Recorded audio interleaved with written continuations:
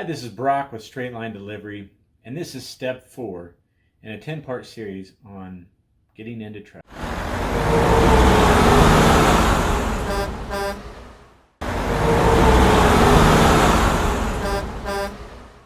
So if you've seen the first 2 videos and you just watched the 3rd video, we talked about the different time on the phone, on hold, with people who don't know what you're wanting to do or how to direct you. And when I say a lot, I mean a lot of time on the phone. It is not easy to start your own trucking company. It's not the hardest thing in the world. It's not the most expensive thing in the world, but you do jump through a lot of hoops. There's a lot of bureaucratic stuff to go through. And I spent out countless hours. Oh gosh. I spent countless hours on the phone getting my trucking company started. Okay. So let's say we've done that. You've got your paperwork filed. You've done all that. All right. And you're one truck and one driver. So who will your scheduler be?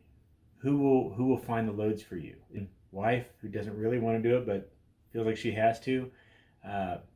It doesn't really matter if you don't have any experience in trucking. Even if you've been driving a truck, that's a different experience than booking loads, because when does it pick up?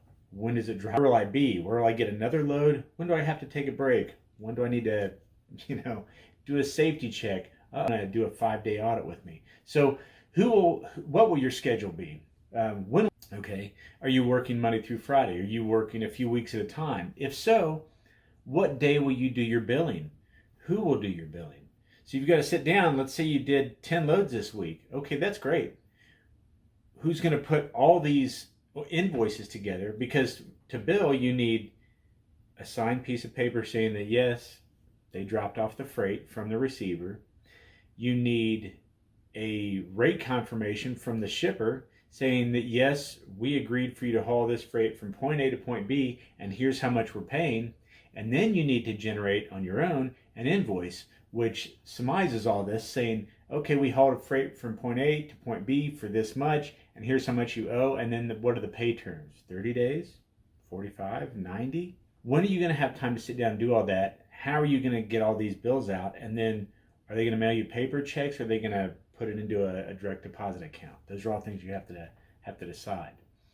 When a customer doesn't pay, what are you going to do about it? What day do you follow up? When? When you're loading, when you're driving, when you're at lunch? When are you going to follow up with all these customers who, man, they should have paid like weeks ago? Where's that money? I'm missing that check. Who's going to respond to your phone calls? Not just people you've hauled freight for, but people who want to know, hey, where's your truck going to be Thursday? I got an awesome load that's right up your alley. You going to be in my area? Oh, I don't know. Who's going to respond to the emails and say, hey, is the truck loaded yet? Yes, their forklift driver went home at 1:30. Now what do you do? Who's going to handle all that stuff? There are so many things that go on behind the scenes that drivers never know about, because they've got good freight coordinators picking up the ball and fixing it and making it happen. So if you're going to do all this yourself, you need to really be realistic about, can you handle driving down the road in traffic with your GPS yelling at you and a broker calling you, changing times, or asking if they can add 5,000 pounds of weight and another 15 feet of skids, and a person from 3 days ago calling you, asking you for proof of delivery, or else they're going to dock you $100.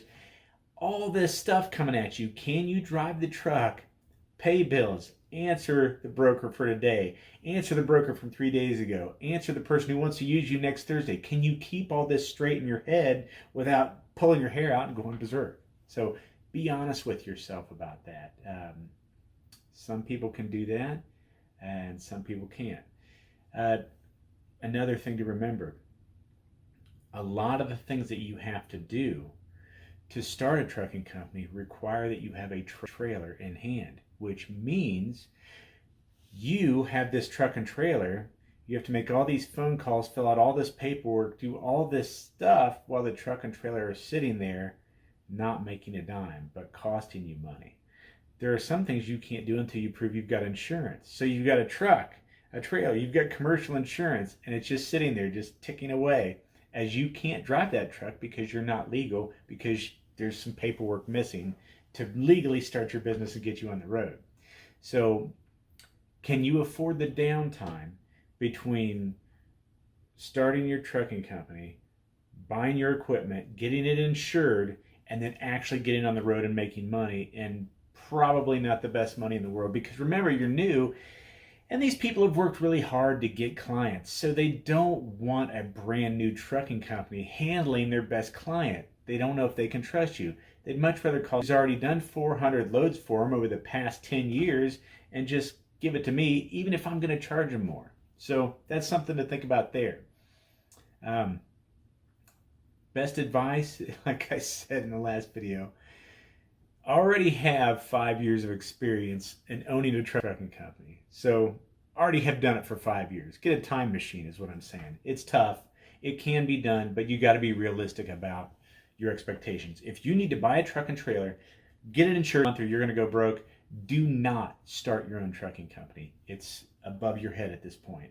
Now, I've had guys work for me that worked for me for a year, saved up a bunch of money, started their own company, and slowly went out and lost money for the first few months, but then got it going and it snowballed, and now they're doing pretty good, and they work the schedule they want to work, and it's their own thing.